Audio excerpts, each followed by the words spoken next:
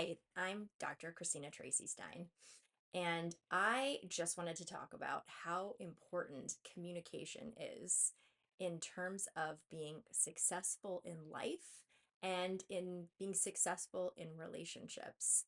Communication and having good communication skills is really the key to connecting your inner life, your thoughts and your feelings with your outer world, people, places, work, friends, family, all of it.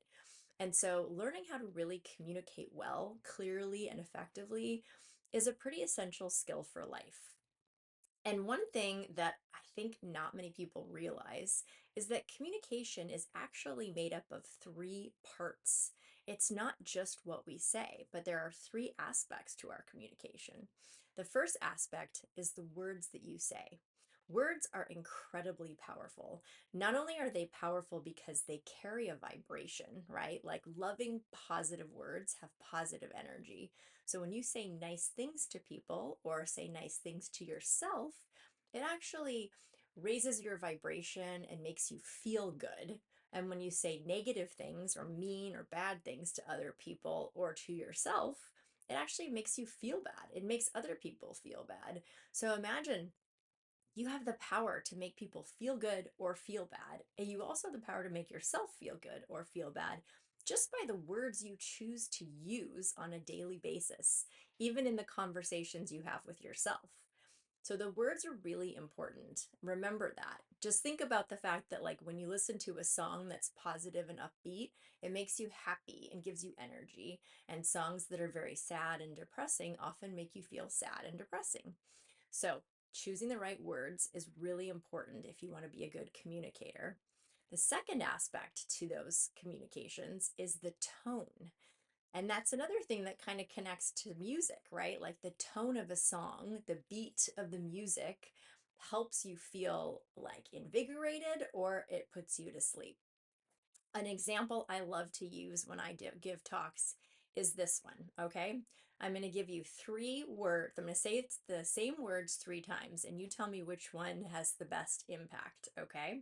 So if I were to say, come in, pretty neutral. If I were to say, come in, sounds pretty scary. And come in, see, even more inviting.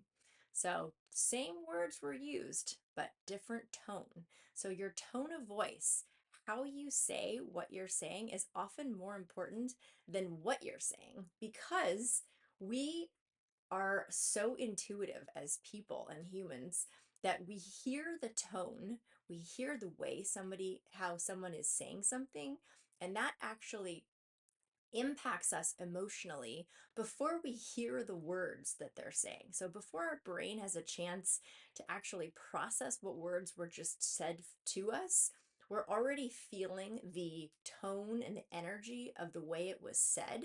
And so if you speak in a harsh, direct, intense tone with people, it's going to feel harsh and direct and intense. And if you speak really soft and light and fluffy, that's how people are going to experience it.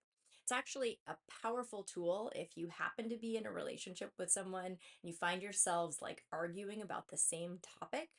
I highly recommend whispering. I do it all the time with my couples because it takes the tone out of it. You can just get the words across without that extra layer of tone that often interferes when you're upset or activated or emotional, right? So give that it's an experiment with using like a really quiet tone or whispering if you find yourself in like intense conversations with people. So the words you use, making sure you really, choose words that are going to have a positive impact or going to make somebody feel good so that it keeps them open to more conversation with you. And then also the tone. And then the third thing is your body language. So if you are like this, if you're crossing your arms or you're scowling or you're looking away, all of those things, whether you're using words or not, are going to have an impact on the other person you're talking to.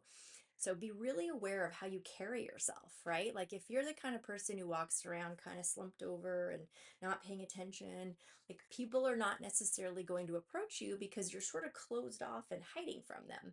But if you smile, if you're open, like we say open-hearted, when your arms are apart and down by your waist, you're like, you appear to be open-hearted or receptive to people, and that actually draws them to you, as does a smile. Smile is a very important asset if you want to incorporate your body language into connection and communication with people. So, just a couple tips for you to give you some tools for better communication and connection in life, in work, and whatever it is whoever it is you're communicating with. But just be really aware of the words you use and words that have a positive impact or at least convey the message you're intending to convey. The way you say the words that you're using, very important.